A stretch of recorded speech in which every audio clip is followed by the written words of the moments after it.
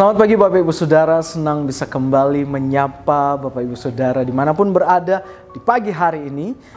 Mari sebelum kita beraktivitas Bapak Ibu Saudara, mari sama-sama kita mau merenungkan setiap firman Tuhan. Kita belajar sama-sama firman Tuhan di pagi hari ini. Mari tidak berlama-lama, mari kita buka Alkitab kita sama-sama Bapak Ibu Saudara yang terdapat dalam kitab Markus. Markus pasal yang ke-5 ayat cukup panjang Bapak Ibu Saudara, ayat yang ke-21 sampai 43. Bapak Ibu Saudara boleh baca sampai habis Bapak Ibu Saudara. Saya tidak akan membacakannya, tapi Bapak Ibu Saudara boleh melihat di Alkitab masing-masing, boleh baca.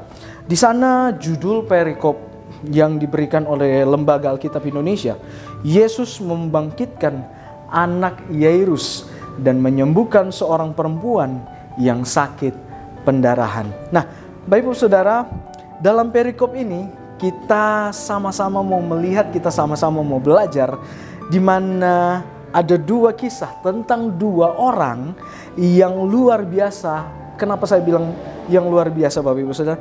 Karena mereka mempraktekkan iman mereka kepada Tuhan Bapak Ibu Saudara. Nah, kedua orang ini kalau Bapak Ibu Saudara baca, mereka itu mempunyai latar belakang yang berbeda Bapak Ibu Saudara.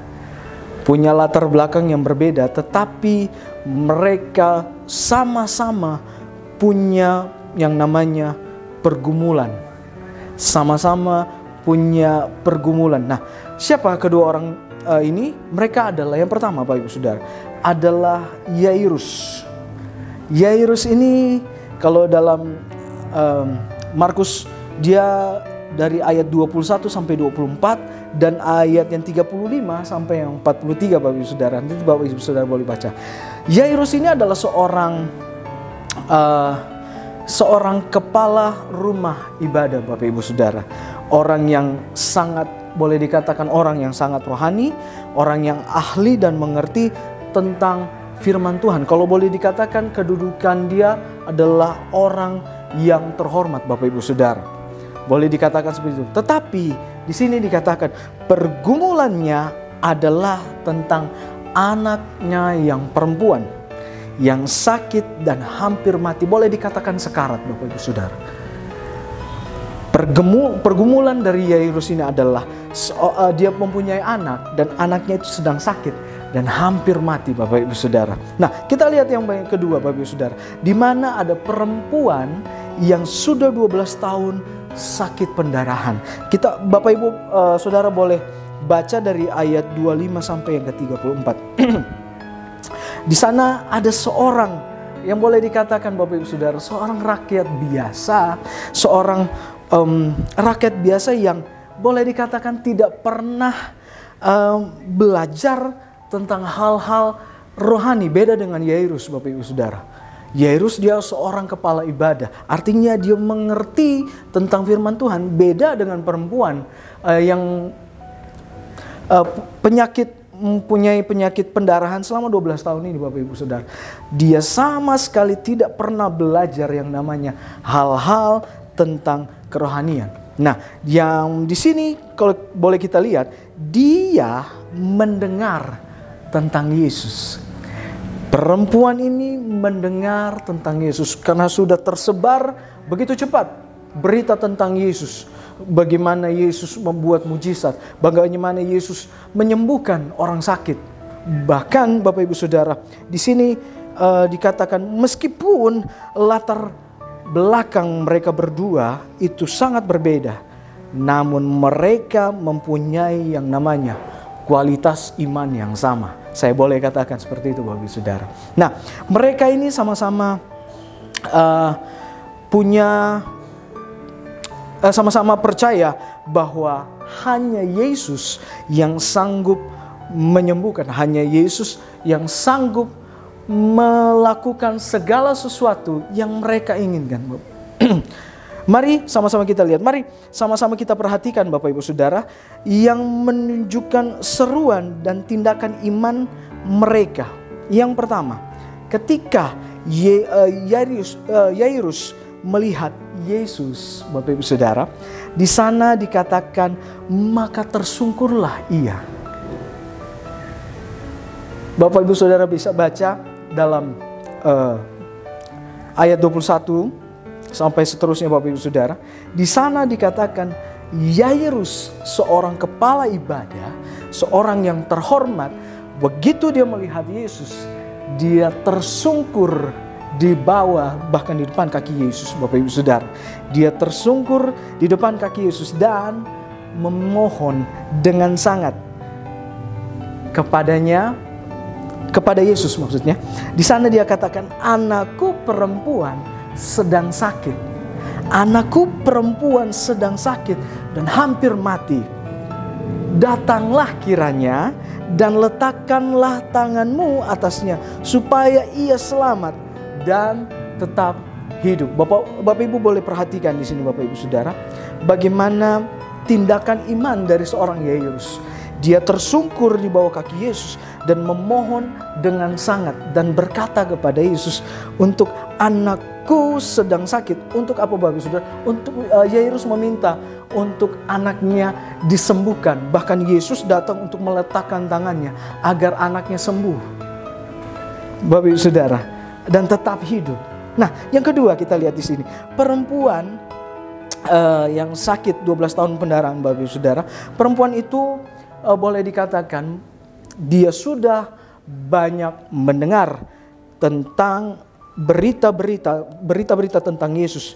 Maka ini tindakan iman. Maka di tengah-tengah orang banyak, Bapak Ibu perhatikan, di tengah-tengah orang banyak, ia mendekati Yesus. Saudara tahu bahwa banyak orang yang sedang mengerumuni Yesus pada waktu itu, Bapak Ibu Saudara. Nah, tetapi wanita ini, dia melakukan tindakan iman. Dia di tengah-tengah orang banyak, ia mendekati. Ia berusaha untuk mendekat kepada Yesus.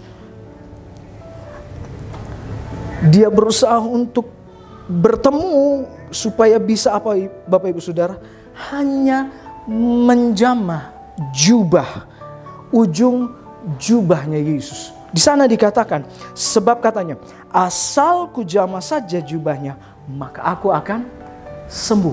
Itu tindakan iman dari seorang perempuan yang 12 tahun sakit pendarahan, Bapak Ibu Saudara. Nah, di sini berbicara tentang iman. Saya mau katakan iman adalah sikap percaya kepada Allah. Dan iman itu timbul dari pendengaran akan firman Tuhan. Puji Tuhan Bapak Ibu Saudara. Jika sebagai orang-orang percaya, sebagai umat-umat Tuhan, saya ingin Bapak Ibu Saudara mau katakan bahwa kita harus pastikan sebagai orang percaya, kita harus pastikan bahwa setiap firman yang masuk ke dalam hati dan pikiran kita, pastikan bahwa itu bertumbuh dan itu benar-benar menjadi iman. Pastikan setiap firman yang sering kita dengar, firman yang kita terima, pastikan bahwa iman itu bertumbuh, Bapak Ibu Saudara, dan menjadi iman dalam hidup kita, Bapak Ibu Saudara. Nah, saya ingin katakan, dan iman ini Bapak Ibu Saudara teruji pada saat ada yang namanya ujian. Ujian itu apa aja Bapak Ibu Saudara ya? Tentang pergumulan, mungkin tentang permasalahan yang saya mau katakan bahwa permasalahan yang bertolak belakang dengan apa yang kita harapkan, ekspektasi kita, Bapak Ibu Saudara. Diuji dengan yang namanya permasalahan, pergumulan yang bahkan itu bertolak belakang dengan apa yang kita harapkan. Nah, kita belajar sama-sama, dan dari kisah ini kita dapat kembali, boleh dikatakan, diingatkan supaya apa Bapak Ibu Saudara? Supaya kita tetap punya iman yang kuat dan percaya. Kepercayaan kita itu sepenuhnya kepada Tuhan. Ya, meskipun ya saya tahu bahwa tidak mudah Bapak Ibu Saudara, karena begitu banyak hal yang mungkin kita hadapi, entah itu pergumulan, permasalahan dan lain sebagainya Bapak Ibu Saudara. kesulitan-kesulitan yang mungkin kita hadapi. Tapi saya ingin bicara bahwa kita belajar dari dua orang ini Bapak Ibu Saudara. Di mana Yairus adalah seorang kepala rumah ibadah. Dia orang yang terhormat Bapak Ibu Saudara. Dia tinggalkan yang namanya jubah kehormatan dia. Jubah dia sebagai kepala ibadah. Dia tinggalkan semua itu di hadapan Tuhan. Bahkan dia sampai tersungkur di bawah kaki Tuhan sambil berseru dengan sepenuh hati. Dia berseru dengan sepenuh hati, dengan ketulusan hati, dengan memohon untuk apa Bapak Ibu Saudara? Untuk kesembuhan anaknya kepada Tuhan. Dan di sini kita sama-sama lihat, itulah yang menarik perhatian Tuhan kepada Yairus. Itu Bapak Ibu boleh lihat di ayat yang ke-35, ayat yang 35, ya benar. Ayat 35 sampai 36. Di sana dikatakan, Tuhan Yesus kata, jangan takut, percaya saja. Kita lihat Bapak Ibu Saudara, 35 dan 36. Ketika Yesus masih berbicara, datanglah orang dari keluarga kepada rumah ibadah itu dan berkata, anakmu sudah mati. Apa perlunya lagi engkau menyusahkan guru? Tetapi Yesus tidak menghiraukan perkataan mereka dan berkata kepada kepala rumah ibadah, jangan takut, percaya saja. Ini boleh dikatakan percaya kepada Tuhan adalah sikap yang sangat penting Bapak Ibu Saudara. Nah, demikian juga wanita yang sakit pendarahan Bapak Ibu Saudara, yang menerobos kerumunan orang banyak sampai ia berada tepat di belakang Tuhan Yesus Bapak Ibu Saudara. Untuk apa?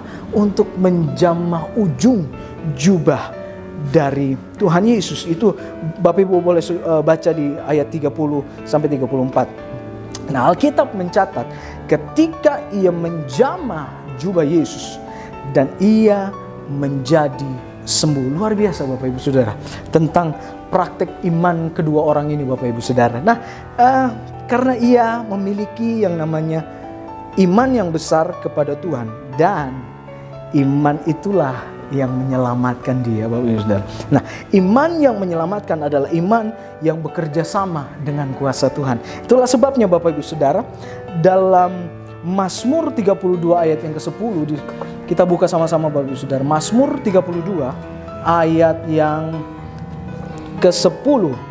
Mazmur 32 ayat yang ke-10. 32 ayat 10 di sana katakan, banyak kesakitan diderita orang fasik, tetapi orang percaya kepada Tuhan dikelilinginya dengan kasih setia. Amin Bapak Ibu Saudara. Saya percaya apapun yang sedang kita hadapi, apapun yang sedang kita gumuli hari-hari ini Bapak Ibu Saudara, saya percaya bahwa ada Tuhan. Biarlah iman kita itu tumbuh dan menjadi kita kuat dalam Tuhan. Amin Bapak Ibu Saudara, firman Tuhan. Tuhan Yesus memberkati. Immanuel, Allah beserta dengan kita. Kami